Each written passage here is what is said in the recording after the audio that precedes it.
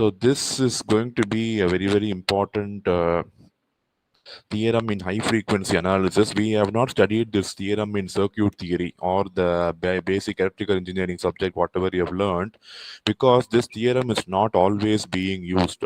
This theorem is used only under specific circumstances.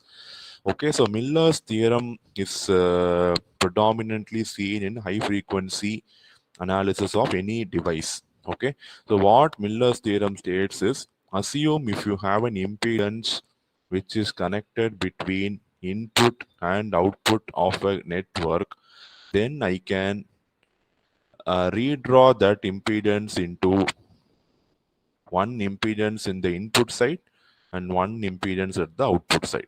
So that is what is Miller's theorem is going to state. I'll explain it very clearly.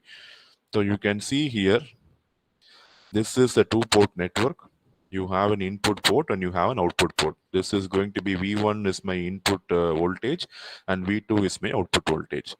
And if everything is fine, I can easily do mesh analysis or nodal analysis, and I can find the parameters I1, I2, whatever values of voltage or current I need, I can find, correct?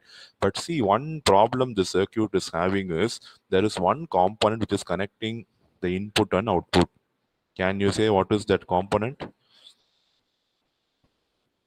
There is one component which is going to connect my input and output. What is that component in the diagram?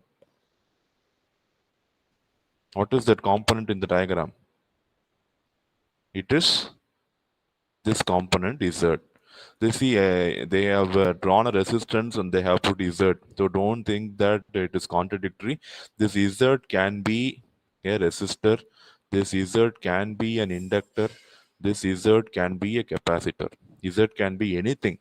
So any component which is present between the input and output of a two-port network can be simplified this way. I can split this component Z into two components, one at But the the input. symbol is not like a capacitor or a resistor, sir. Capacitor No? or an inductor. What?